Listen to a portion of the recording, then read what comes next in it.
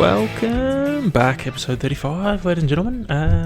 Recovery Secrets, part 2, with your boy. What's been going on? I obviously decided to split it into 2 parts because I was going way too deep. Not too deep, but I feel like there was a lot to cover off, and I was like, for me personally, this actually ties into my first dot point, but for me personally, I know there's a lot. I know I struggle to listen to podcasts that say are like over an hour long, and there's like so much shit to try and digest and consume and keep in your brain. I really struggle to actually keep that stuff in there. So I was like, you know what? No, break it down. Leave the first 2 or 3 parts in there, and then leave the next for next week. That way you can actually kind of digest it properly without losing bits of information. That wasn't me farting. That was the chair, I promise. So that brings me... I may as well cover this point off. Jesus, I'm making so much noise today. Gosh. I listened to a Rich Roll podcast with Simon Hill. It was about 3 hours long. It was really informative. I recommend it highly. I sent it to Ben to listen to. The reason I'm saying that is I reckon start from... What happened there, ladies and gentlemen? Cut out for some reason. I was playing with the chords and then it just stopped working. So don't play with the chords. So start from an hour 45 in. It just like the first part is just general chit chat and like vegan heavy stuff. So if you're not into the vegan heavy shit, then start from about an hour 45 in. And then they go into some really cool facts on just all round nutrition. They call like the nutrition pyramid. Like they touch on benefits for athletes and just the good shit. Like they talk about the superfoods that you must have in your diet, like spirulina, moringa berries that are great for like recovery and just keeping your body primed. They also talk about nutrient timing, the miracles of beetroot powder, and then they talk about protein and like protein absorption. And it was fascinating. It's, if you're interested in that kind of stuff, give it a listen. I am going to listen to it again and take notes on it so I can portray or reiterate some of the information on this podcast. But this week I've been a bit like flat mentally and can't really be fucked. So I'm not going to do it until I can be bothered. So you have that to look forward to in the future when I can actually sit down and listen to it again. But yeah, it's just super, super interesting. Like for me, one of the most interesting facts I took away from it was like the difference between, I think, like a lot of the time people think that the vegan diet is, inadequate for building muscle and maintaining muscle mass. And they posed this question to Simon Hill, and he said, the body doesn't know what the protein is once it breaks it down. Like the way your body works is you consume tofu or you consume chicken. Once it's broken down, it's just individual amino acids that go through your bloodstream and then they get reassembled at their destination. Your body doesn't know that, this amino acid came from chicken, this came from protein, from tofu. It has no idea. They're just amino acids. So the reality is it doesn't matter where you get your protein. It's protein. The amino acids, it doesn't matter where you get them, as long as you're getting them, and then they can be reassembled at their destination. So I just thought that was really interesting and really cool. Another one, beetroot powder. That's something I want to start taking. I'm actually going to write that down because I need to buy some. It's like studies have shown that it improves your cardiovascular, your ability beetroot powder. I can't multitask, hey. See, I can't even spell properly when I'm doing this. It improves your body's ability to perform scratch that. Let's just do this as an example, right? So just say I can hold 300 watts for 20 minutes.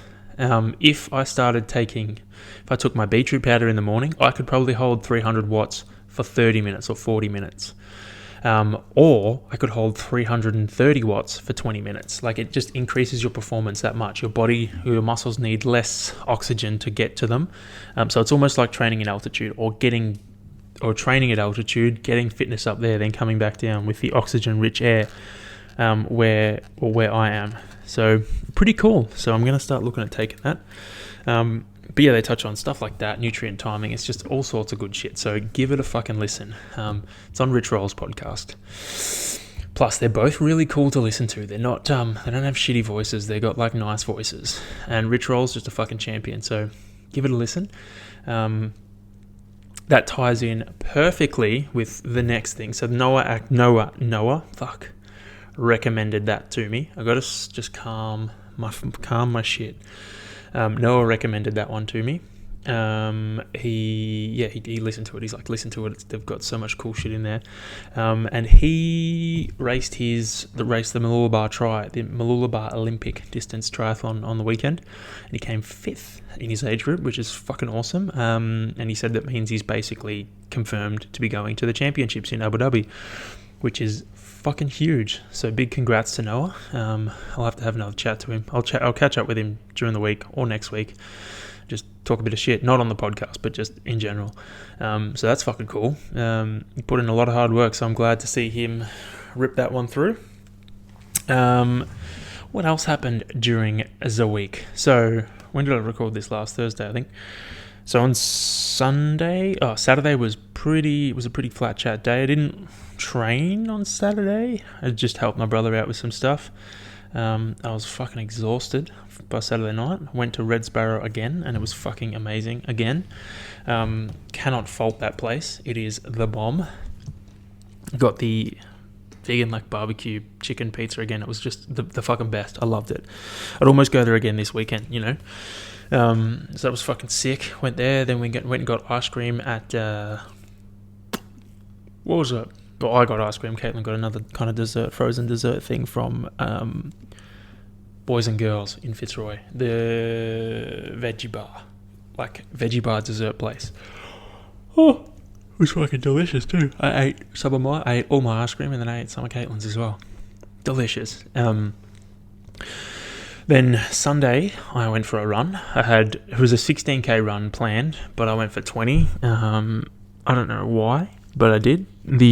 I started off the run, I was so dehydrated. I just felt strung out, which is funny because I'm talking about, recovery secrets, and I was not recovered. I was just dehydrated as shit. My sweat was so salty. I had a dry mouth. I just felt like I had nothing. It was like I still ran pretty good, but it just didn't feel great. Felt like it was taking forever. And then as soon as I hit the 15k mark, I was like, feel pretty good. I'm going to do another fucking 5ks. And then I ran to 20ks and then walked home. So I don't know why I decided to feel good at the 15k mark, but I did. It was, I started in the dark as well. It's annoying, this daylight savings shit. Like, I don't want it to tick over. How long do we have to tick over? I don't want it to tick over because I don't want to, means like winter's coming. But when it ticks over, it's nice to have a bit of light in the mornings to train in. So it is ticking over in, still a bit. So the 3rd of April, the morning of the 3rd of April is when it ends. So we got a little bit longer. The Garmin watch, I love flicking through sunrise, sunset, and that's how I tell when daylight savings is. Yeah, so I got a little bit longer until morning's light. I think I have a 2-hour ride this weekend, and I'm going to go out in the dark and hopefully finish early. So I'll hopefully leave at 6. That'll give me an hour in the dark, and then I'll have to do another hour when it's like a little bit light, and then I'll finish 8 o'clock. It'll be madness. Definitely before 9, hopefully before 8. Oh, it's depending how tired I am, actually. Like, I was, this obviously comes out on Sunday, but I was talking to Noah. I had plans to go and watch the Melbourne 70.3, and I really want to go, but at the same time, like, I'm going to wait and see how I feel on the weekend, because if I'm fucking exhausted, then I'm not going. This week's, like, I've been fucking cooked. I don't know why, but I've just been absolutely cooked, like, so tired, so sore, which I'll get to in a second. And I just, like, if I'm tired on the weekend, man, I'm just chilling out. I'm not going to get up early to go watch a race. Like, as much as I want to, it's just not. No, I've got to look after me. As much as I want to see my friends race, I've got to look after me. So we'll wait and see how I feel on the weekend. But yeah, Sunday, the run was fucking rough. But otherwise, This week's training has been pretty good. I actually bought some new Lululemon shorts on the weekend, some running shorts, the Surges. I have been in need of running shorts for a while, and then after my run on Sunday, I checked my shorts that I ran in, and I was like, oh boy, blew out the crutch big time. So I was like, I need to buy new running shorts ASAP. So we went Sunday. We went to Lululemon, and I was like, they're expensive, but they got the inner shorts. They'll do the job perfectly fine, and they're fucking mad. I ran in them on, I bought 2 pairs. I ran in them on Tuesday, and they're fucking sick. So very happy. I'll be running in them again tonight. So yeah, fucking pumped with that. As for me being sore, let's touch on my strength training so far this week, and probably all I'm going to do this week.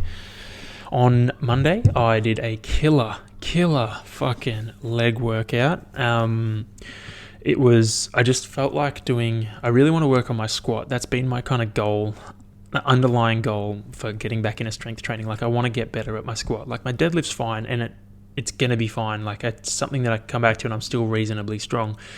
But like, I can still lift up 1.5 times body weight pretty easily without any training. Like, I can just lift it. It's fine. It's like my base level, whereas my squat sucks. So I want to work on that. So on Monday, I was like, you know what? I just need to do some like solid squat volume. I think I did like 70 reps overall or something ridiculous. And the way I structured it was I did 5. Did I do 5 or 4? 5 reps, 4 reps, 3 reps, 2 reps. No, I did 4 EMOMs. So 20 minutes. No, it was not. It was 20 minutes of work, and then 2, 4, 6, 8 minutes of rest. Yes. Sorry. So I did 4 5-minute EMOMs with 2 minutes rest in between.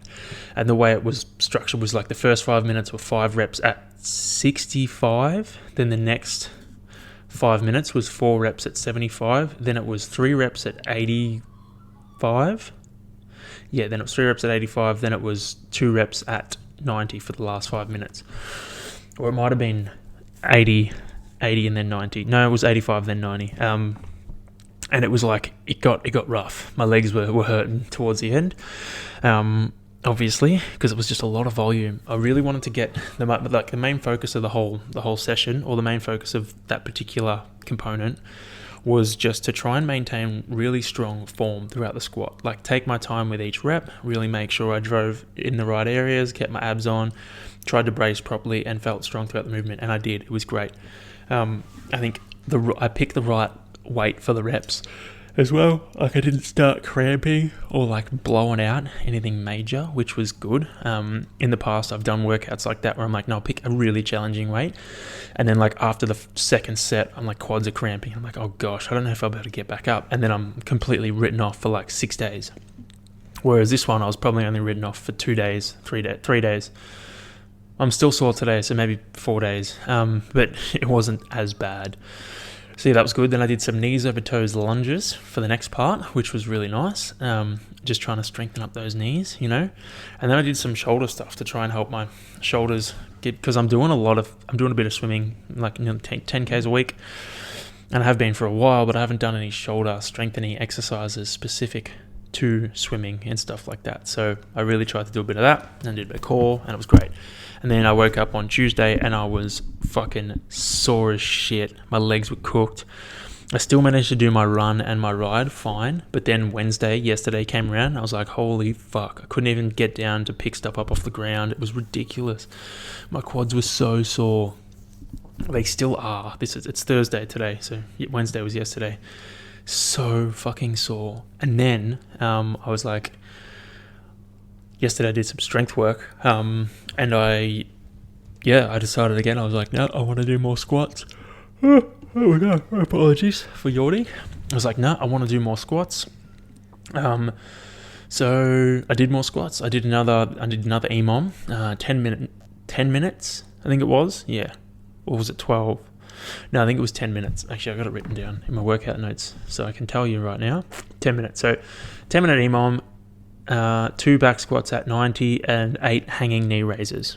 So it was pretty was pretty punchy. It was just like kind of not a kept moving. I had about 30 seconds rest each round, so it would take me 20 seconds for the back squats, and then it would take me probably 10 to 15 seconds for the hanging knee raises, and then I'd rest, and then I'd just repeat for 10 minutes.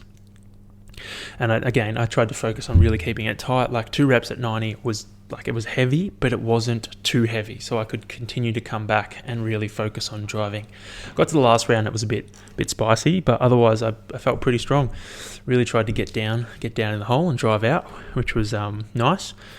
So that was good fun. And then I did some deadlifts, which was actually a really good fucking component. What was it? It was 5. I've got it written down, so I'm going to read it out to you. This was fun. It was 5 deadlifts with a pause at the knee at 100 kilos. Then it was 10 plank rows, then 15 push-ups, and then 20 atomic sit-ups. I did 4 rounds of that. That was just fucking spot on. But that wasn't the punchiest part of the workout. The punchiest part of the workout was component 3. I didn't write how many rounds. I did 6 rounds of 1 minute on, 1 minute off, 12 cal ski, and max dead ball over the shoulder, which was rough. So basically the way it works is you set a timer for 1 minute on, 1 minute off.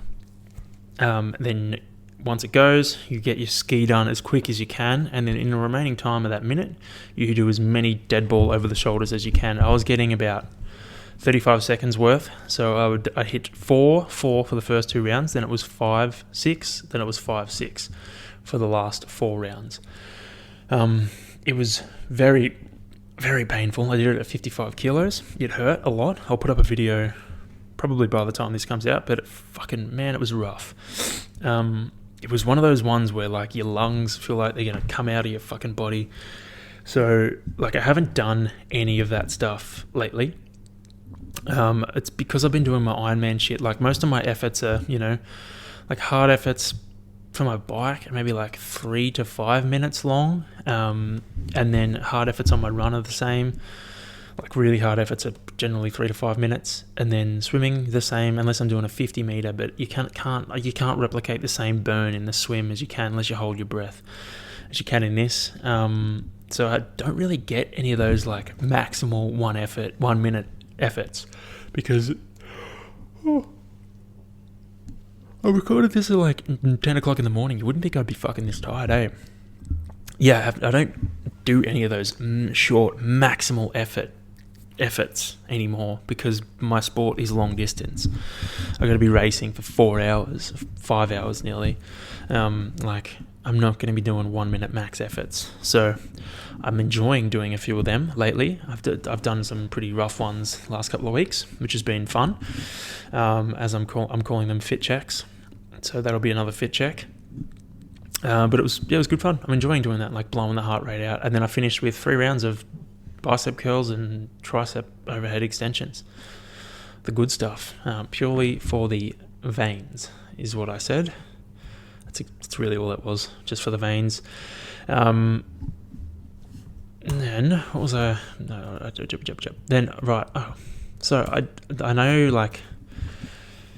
Oh, this one I don't even know how to fucking mention this, but how fucked up are fuel prices at the moment? It is really annoying how expensive it is. Like it's costing people. Well, it would cost me $200 to fill up my tank, which is fucking insane. I don't know, my perspective on this whole thing is because there's rumors going around that the government isn't actually paying more for fuel. Like it's not actually costing us more to get fuel here. They're just putting on like a tax on top of it to try and make some of the money back they lost through COVID.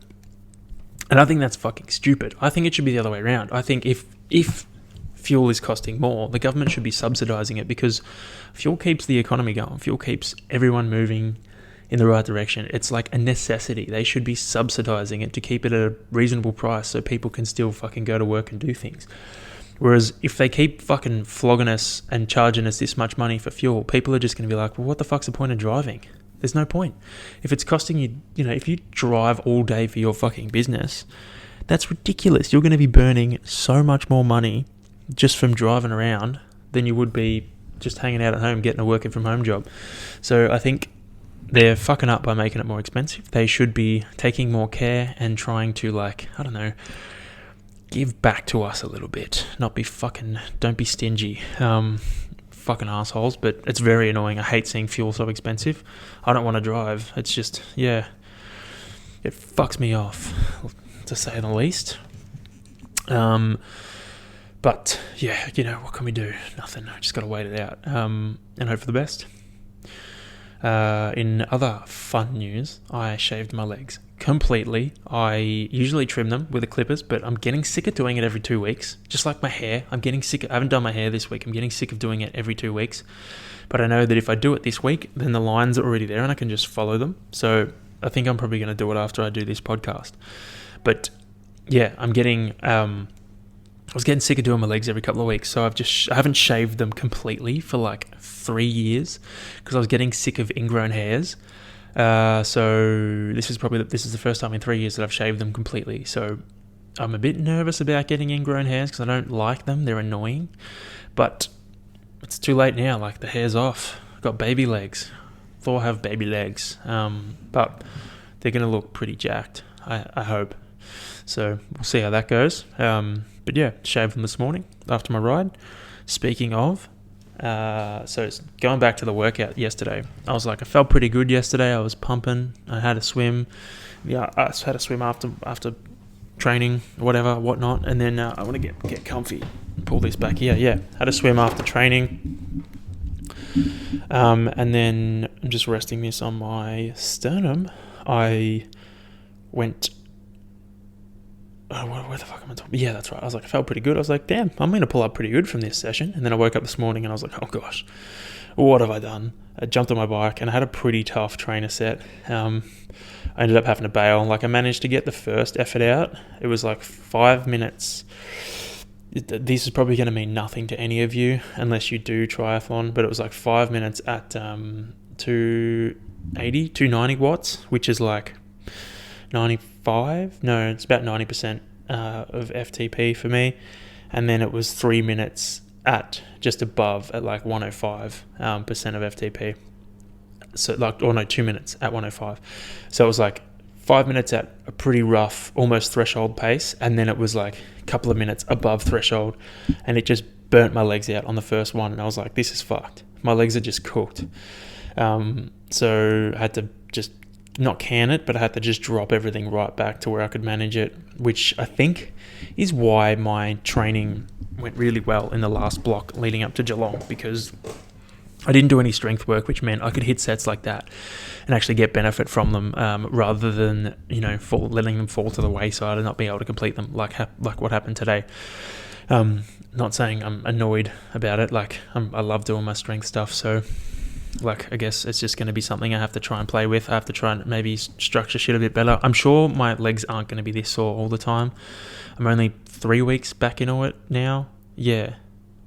3 weeks back into it. So, it's going to happen. Going to happen like that, But, yeah, it was pretty rough, if you ask me. Also, I saw a video before doing this while I was writing down plans, and I thought black garlic. So, I thought black garlic was a different species of garlic. Turns out, all you got to do to make black garlic is wrap it in Glad wrap, foil, and then sit it in a rice cooker on like the warm, on the keep warm function for like 3 weeks, and then you get black garlic. I thought it was like a different breed. I thought you like grew black garlic or normal garlic. There was no, but it's not.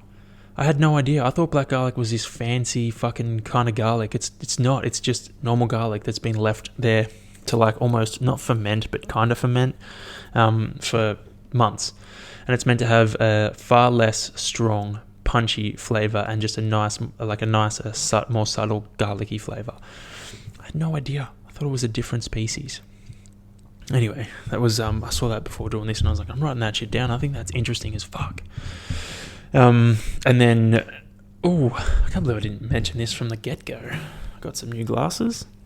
You can't see these if you're actually I'll put them in it's actually, mate, that feels much better. I should be wearing these while I do this podcast.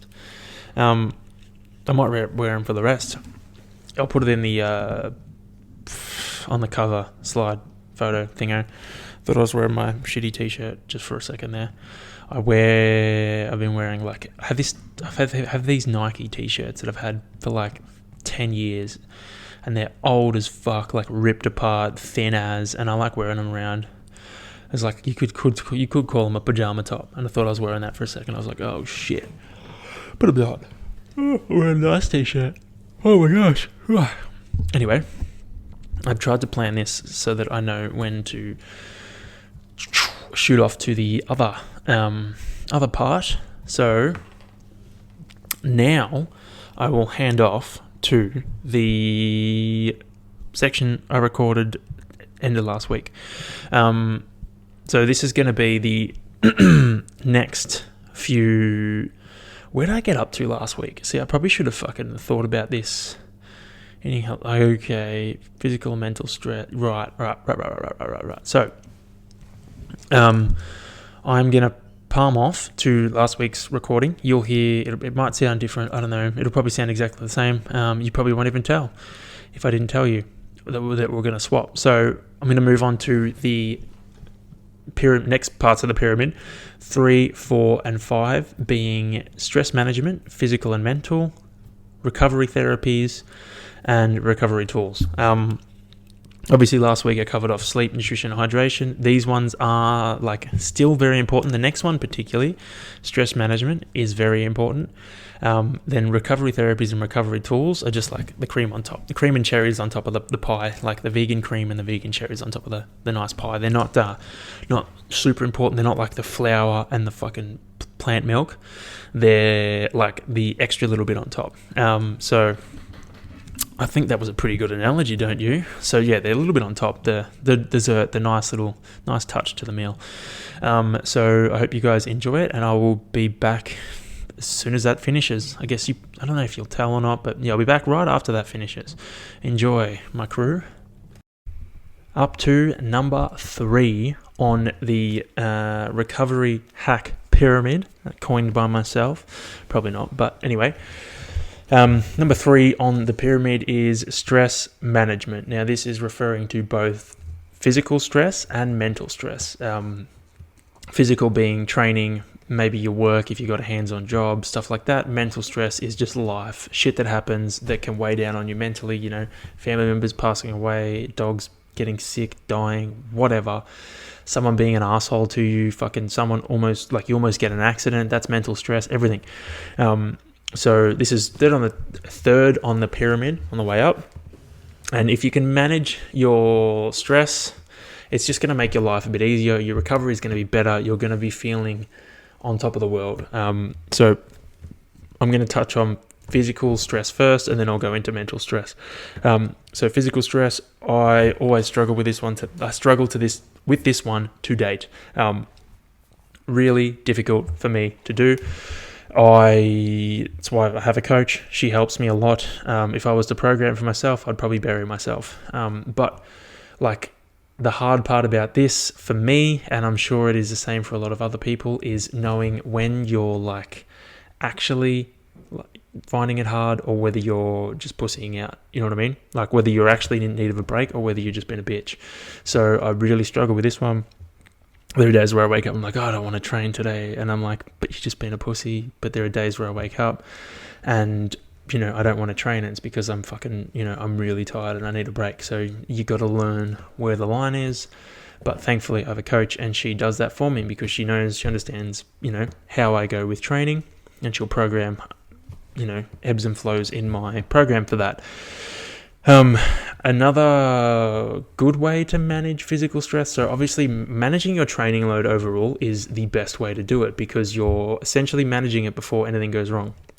You're like, nope, I'm going to, it's like if you're planning to run a marathon, you don't want to, run 5Ks in the first week, 10Ks in the next week, and then you fucking start running 21, 30Ks in the weeks after. You will end up injured. You need to slowly build up into that. So managing physical stress is best done through the form of a program and actually managing how you're going to approach your training and stuff like that. And taking into consideration things like work. Like if you have a very hands-on manual labour job, like you're probably not going to be able to train as much because you're going to be working your body all day.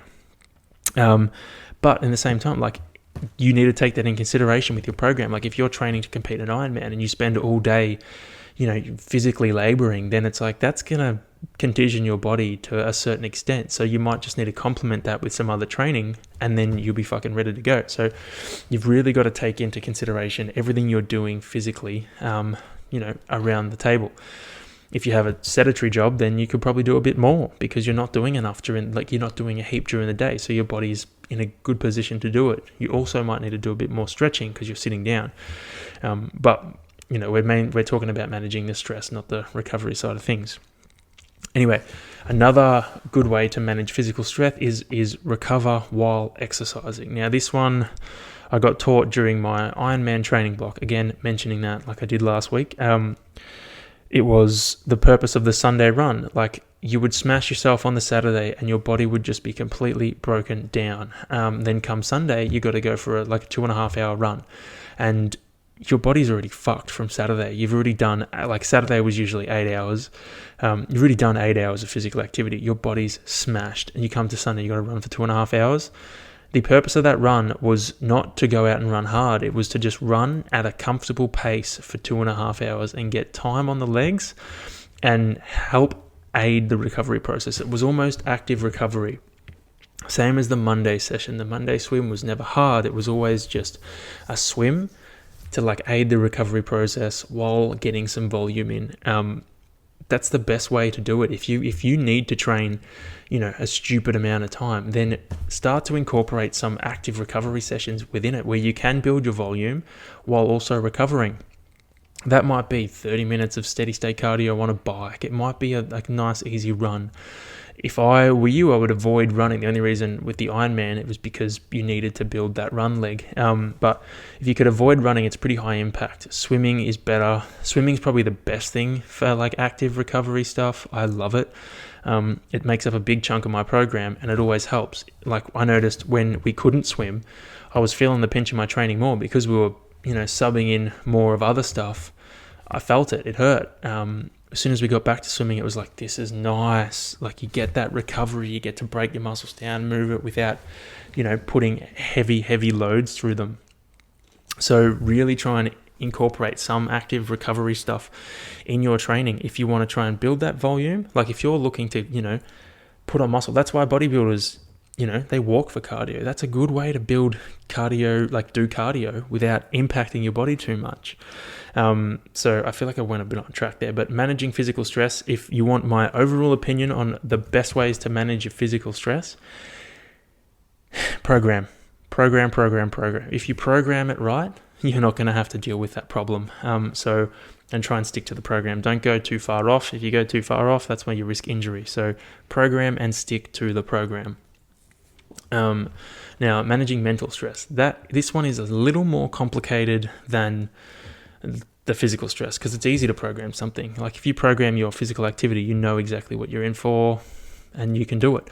Whereas physical's you don't really know what's going to happen to you in your everyday life. You don't know what's going to happen when you go down the shops. You don't know who's going to say what to you. You can't predict it.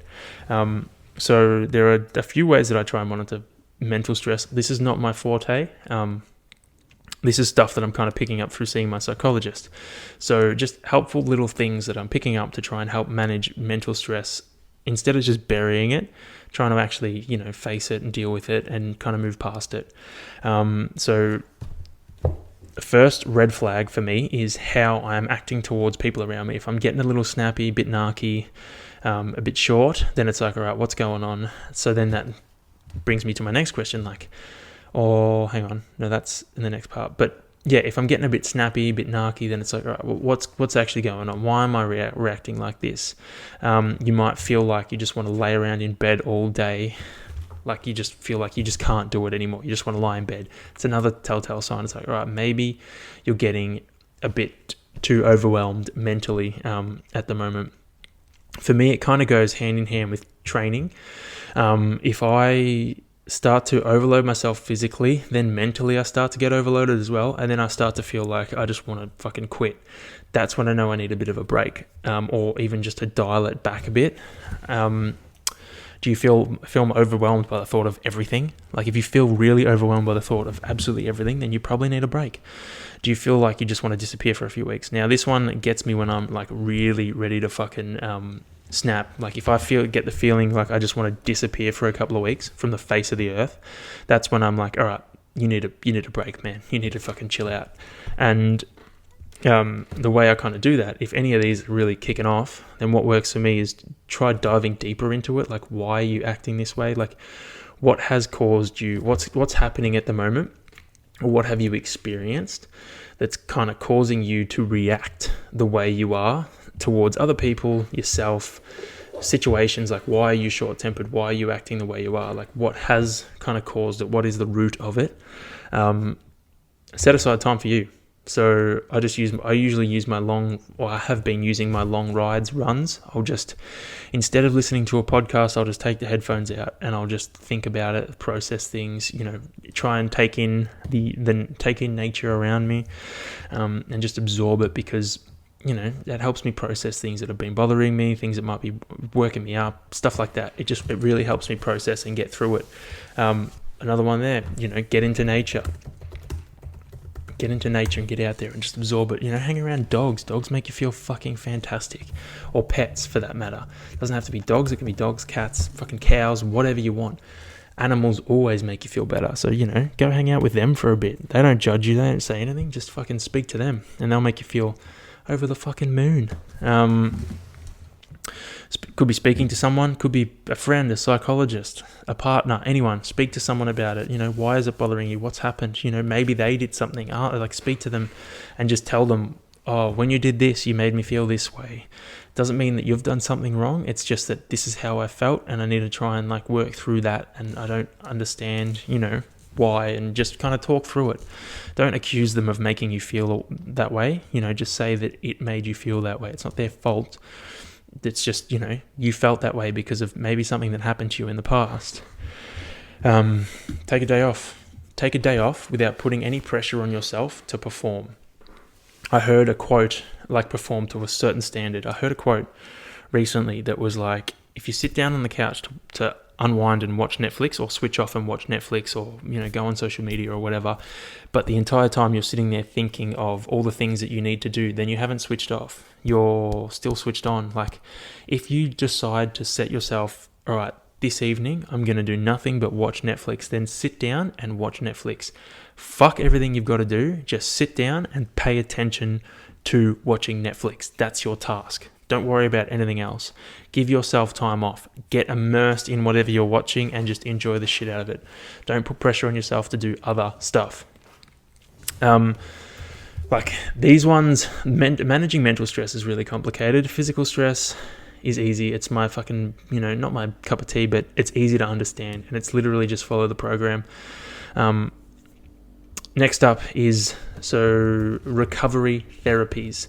Now, this one is, I've included low intensity exercise or active recovery in this one as well, where it probably goes into both. Managing physical stress, you do lower intensity stuff, but this one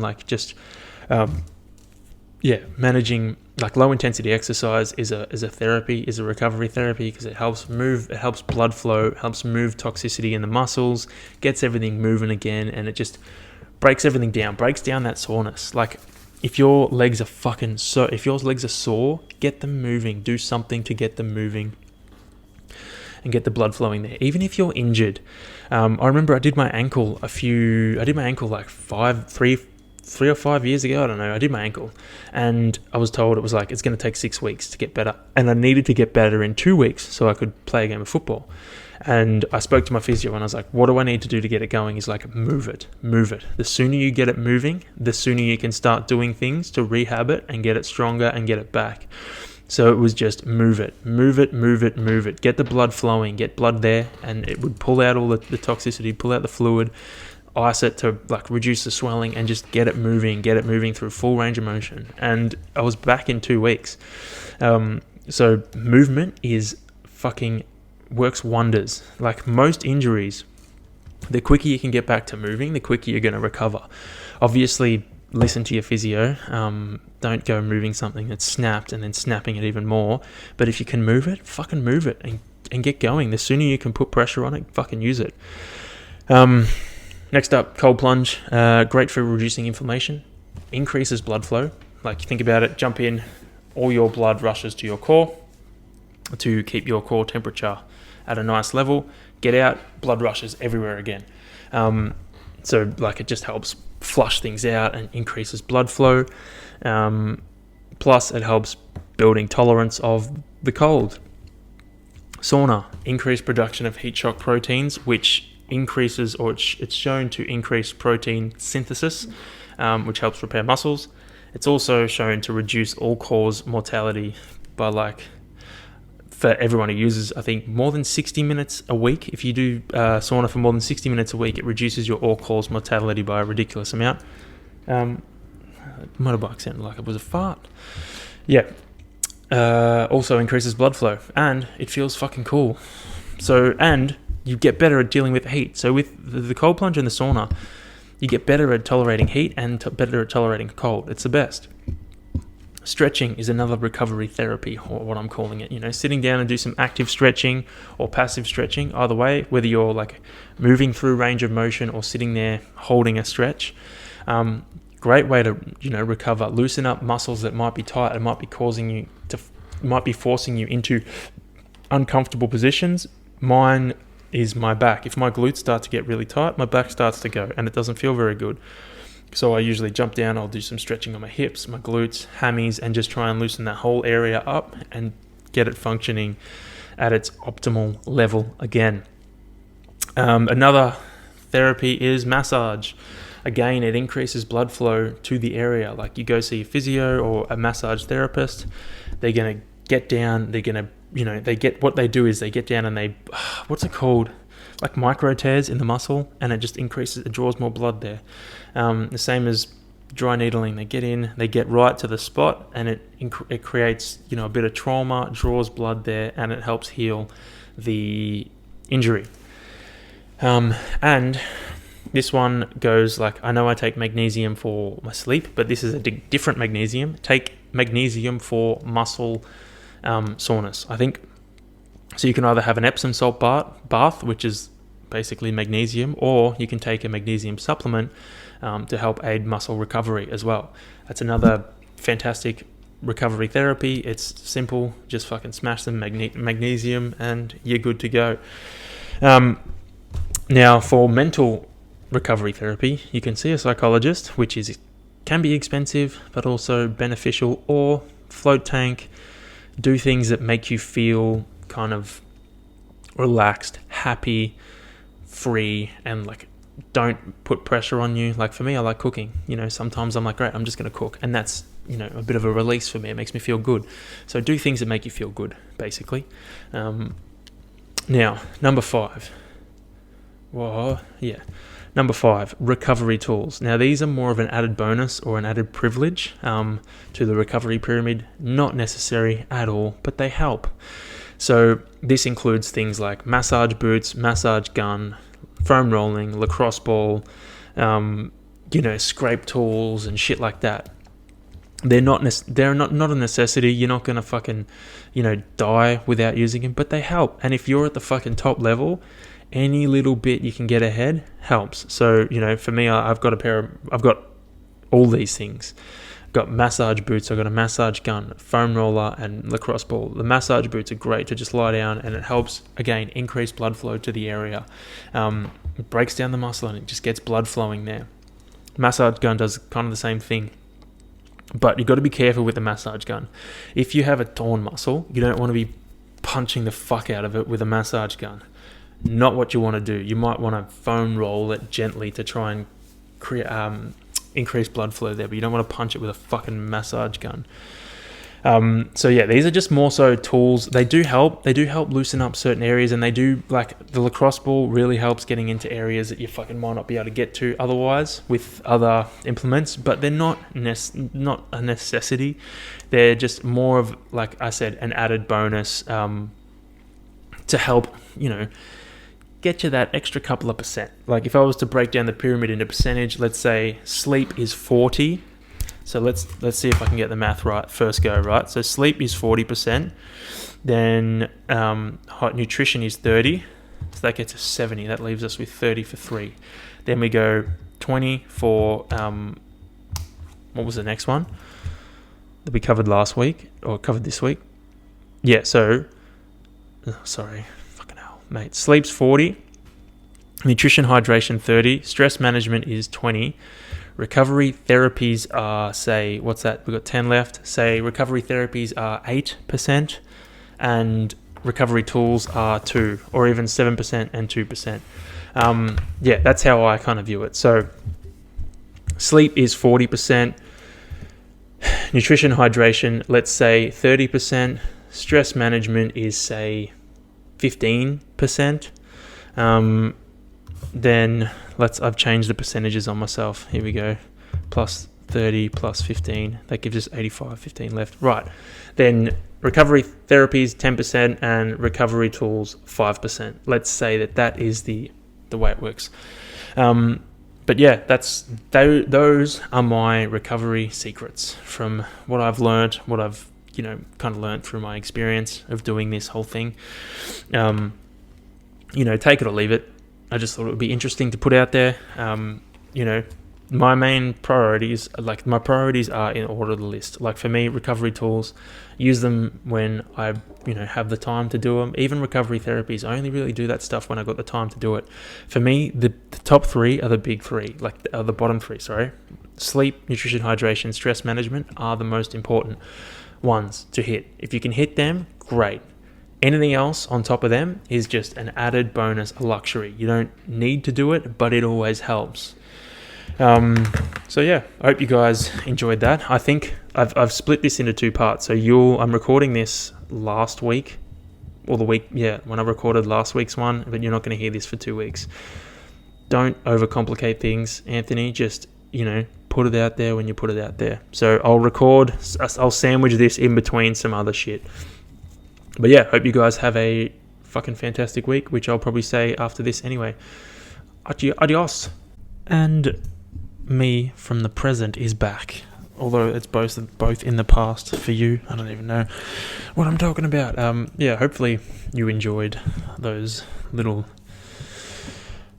other blocks to the pyramid. I thought they were very interesting. I obviously didn't create the pyramid, and I realized when I was coming up with percentages, as in looking back on it, I was like, I'm fucking just talking to my ass, so I wouldn't listen to those percentages. I have no idea what I'm talking about, but do listen to the pyramid because it is true. Sleep, nutrition, hydration, stress management, recovery therapies, recovery tools, in that order, from most important to least important. Not saying they're not important, but they're not as important as the others. But I did have a point or a tip that I was thinking about. I mentioned the Rich Roll podcast at the start of this one, and I never thought to mention the plant-based diet and recovery. For me, it has definitely improved my recovery fucking heaps. Absolute bucket loads. Obviously, that's not going to work. It may not work the same for everyone, but for me, since I went fully vegan or fully plant-based, obviously there was an adjustment period. It took me a couple of weeks to figure out that I wasn't eating enough. Once I made that adjustment, amazing. Felt fantastic. Still do. So, and I feel like, you hit the 3-month mark and it just goes up again. But yeah, as long as you do it right, it's going to benefit you. Whether it's plant-based diet or just eating whole foods, you're gonna feel better for it. In saying that though, I'm an advocate for a whole food plant-based diet. That's me, ride or die. I'm not going to judge you if you eat any differently, but if you're eating a whole foods diet full stop, then I'm gonna I'm gonna have your back more than if you're just eating a bunch of shit, because I feel like a whole foods diet is the way to go. For me, it's whole food plant-based, but for you, it could just be whole foods in general. But in saying that, yesterday, when I did my strength session and my swim, I had a really busy day, and all I ate were oats for breakfast. Not saying that's like, it's not nothing, but I had oats for breakfast, which is, usually I have a pretty big meal after I train in the morning.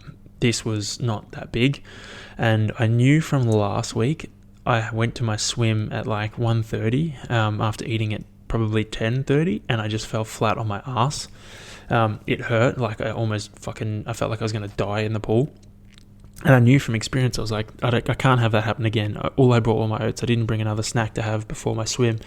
So like Ben and I went to get a coffee, and I asked the cafe if they had any vegan stuff, and they didn't have a lot of options. All they had were these little yo-yos, and I was like, these are going to save my life. So I got a couple of yo-yos and my coffee, and they saved me. I managed to make it out of my swim and out of the sauna before I started to fucking feel like I was going to die, which was great, which was a win-win. Then I managed to go to Coles, and I just got some sugar.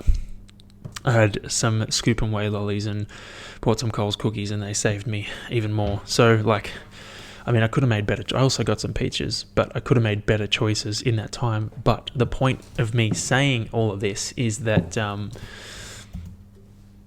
sometimes there's going to be a point where you need to try and still perform, and you don't have access to the healthiest, you don't have access to the healthy, unprocessed foods. You're going to only have options of like heavily processed, high sugar foods.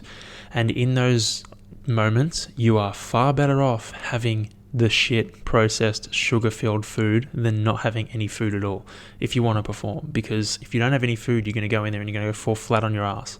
I don't give a fuck what you tell me. If you put me against myself who hadn't eaten, food, or hadn't eaten those yo-yos, versus me who did eat those yo-yos, mate, the person who ate the yo-yos is going to win. So don't neglect, yes, most of the time choose, whole foods and stuff like that. But there are going to come times where you're going to need to choose the heavily processed shit to fucking survive. And that's what I did. And it felt great. I don't regret it at all.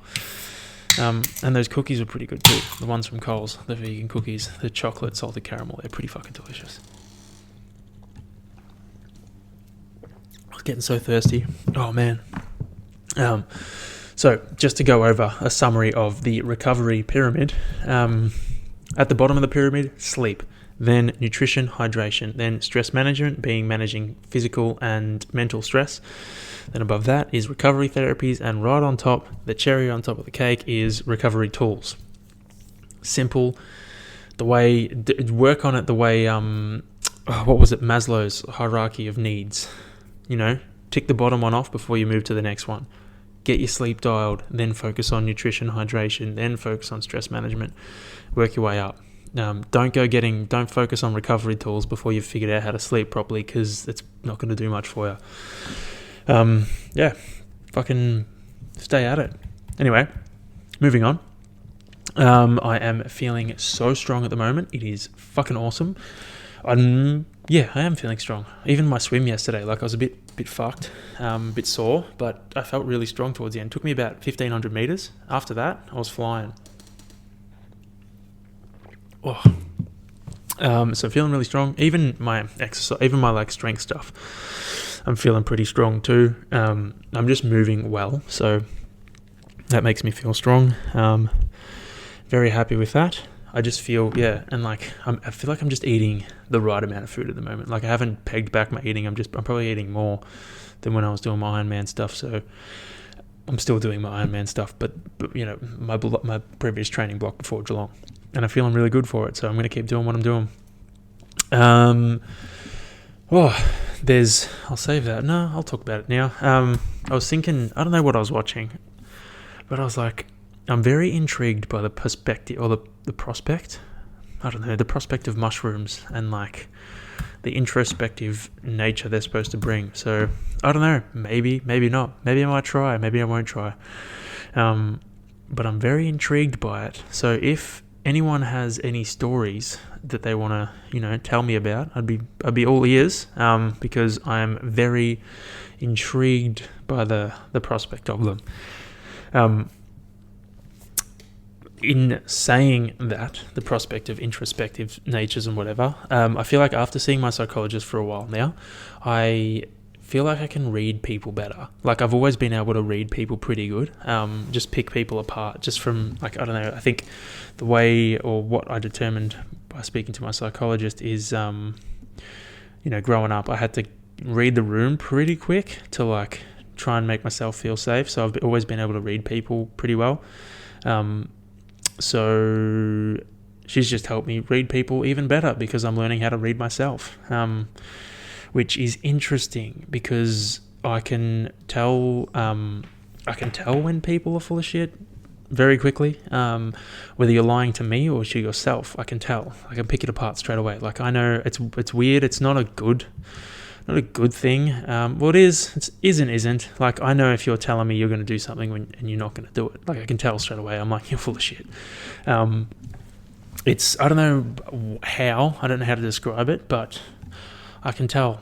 I'm pretty good at reading people's not reading people's minds, but reading people's vibes at the moment. So if you're gonna be full of shit, don't be full of shit with me because I'll pick it straight away. It's just it's a cool thing. It's a cool thing to see. Like you can see where people are, kind of where I was. I'm like, oh shit, you haven't realized yet. Like you deserve better and you can do more. And you're still kind of stuck in this loop. So like I'll try and throw things in there to help people figure their way through, but at the end of the day everyone's got to make their own journey, got to make their own choices, because like I know that from my perspective. You could have come in and told me all sorts of shit and I wouldn't listen to you until I figured it out myself, and then it's like, oh fuck, you were right. So it's just really cool and interesting, I guess. It's like I got a fucking superpower. I'd rather fly, but I'll take it.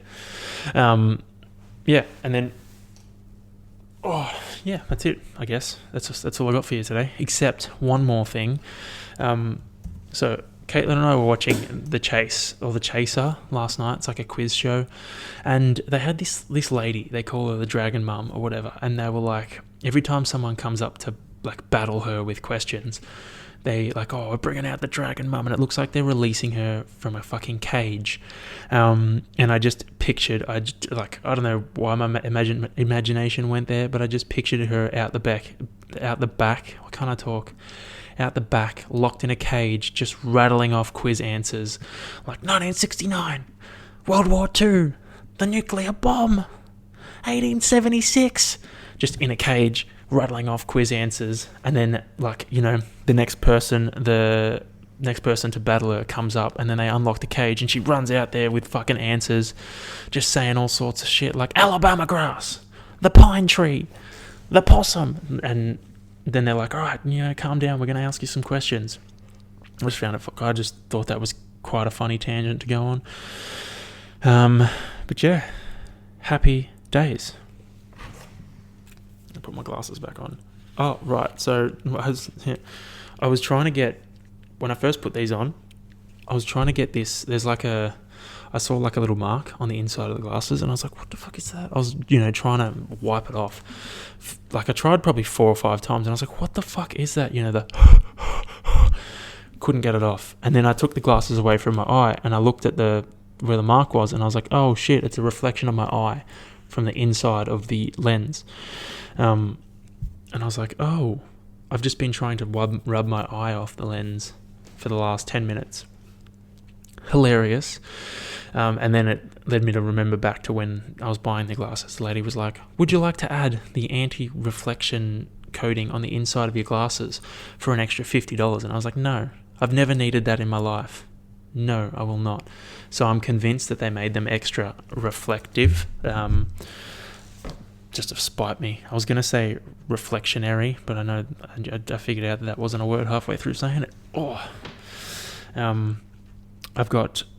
I've been looking at this peanut butter jar for ages. I've got a fucking 800. These 800 gram Mavis peanut butter jars are the bomb for storing stuff. So if you like peanut butter and you like storing stuff in jars, buy Mavis 800 gram peanut butters. Fuck the little ones, no point. You can't store anything in them. So you're better off buying the big ones. It might take you, twice as long to use the jar, but you're going to be able to use a jar of peanut butter, but you're going to be able to use it to store so much stuff. Like, that's where I like to store my hummus. It's like the perfect size. So that's a fun fact for you guys out there. Anyway, I'm going to wrap it up. This week I've got a 20k trail run, which is nice. I want to get out. Hopefully it's not raining. I might have to buy some trail shoes. I'll sit on that one for a bit. I'm still trying to buy my Birks, but not having any luck. Not having any luck in my size, which is really annoying. I actually reached out to Birkenstock and I was like, hey, do you have any shoes in my size? And they were like, not at the moment. We're out of stock. We're expecting a new shipment in April. So I'm gonna have to wait till April to check again, which is really annoying. Size 47 Birks. They don't have them. Why did I say that? Oh, right, new runners. Yeah, I might get trail shoes. I don't know. I'll have to sit on it for a bit and think about it. But yeah, happy fucking days, I got a 2-hour ride, 20k trail run, and I might go watch the Ironman. I don't know. If I go, I'll run while everyone's on the bike, because it'll take about 3 hours for the bike and only take me an hour and a half to run. Anyway, I hope you guys have a fucking ripper week. This was for me, it feels like a really short podcast because I inserted 20 minutes of last week. But yeah, what's next week's topic going to be? I'll give you guys the inside scoop. We're almost at episode 40. That's pretty cool. 33, 34, 35, part 2, 36 is... Ooh, this one could be helpful. I want to lead a healthy lifestyle, but I don't know how. Interesting. All right. So that's next week's topic. So stay tuned for that one. I hope you guys have a ripper week, and I'll catch you in a week's time. Well, probably more than a week's time. Well, you're not going to listen to this now. You won't listen to this until Sunday. So yeah, a week's time from Sunday, depending on when you listen. But yeah, I'm pretty happy with my streak as well that I've been on at the moment with making sure I'm dropping podcasts on a regular basis. I feel like I found a good rhythm, so I'm going to try and stick to that. Anyway, peace out. I will chat to you guys in a week's time.